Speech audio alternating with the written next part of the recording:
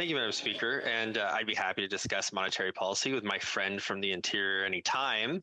But his speech actually focused more on fiscal policy, as did his original question. And I want everybody who's listening to know that our government is working to build an economy that works for everyone, and we're focused on tackling affordability.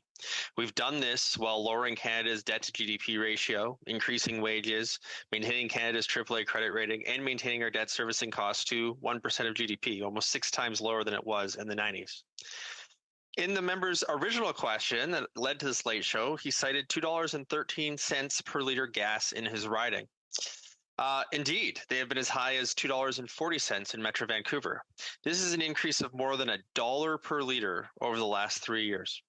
This is putting a tremendous burden on Canadian families. However, we also need to acknowledge that the price on pollution in British Columbia has only increased by 2 cents during the last 3 years. It was 9 cents in 2019 and 11 cents today. That means that 98% of that increase has nothing to do with pricing pollution. It is the result of global inflation. The Conservative Party of Canada readily ignores these facts and therefore ignores 98% of the problem. They also ignore the real cost of climate change. In BC, we have seen fires devastate communities and spread smoke throughout our summers. We've seen floods and droughts that have already caused billions of dollars in damage. And yet the Conservative Party of Canada continues to call on our government to stop fighting climate change and to mortgage our future. They do that when they ask us to stop fighting climate change. They do that when they ask us to stop funding seniors' pensions. They do that when they ask us to raise the retirement age from 67 to 65. They do that by trying to eliminate the CBC, by trying to stop kids from getting the dental care and education they need. They do that by obstructing assistance for impoverished renters that need it the most.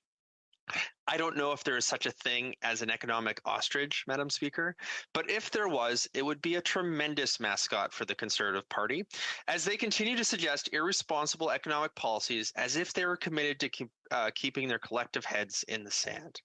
In contrast, our government has put together a plan that makes life more affordable and builds an economy that works for everyone.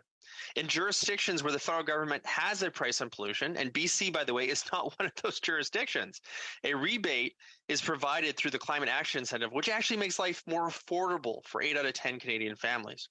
We are also doubling the GST credit for 6 months, which will provide hundreds of dollars to 11 million families who need it the most, and more than 50% of our seniors. And I compliment the member opposite for supporting this measure.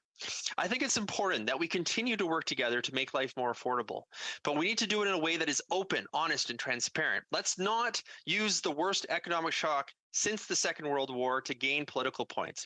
Canada has a great opportunity in front of us. We have the lowest debt to GDP ratio in the G7. Our inflation rate is significantly lower than the US, Europe, and the OECD. We produce a tremendous amount of food and energy, the two commodities that are facing extraordinary price pressures from around the globe. Our best times are in front of us, Madam Speaker, but we can only get there if we continue to work together to make life better for all Canadians. Thank you, Madam Speaker.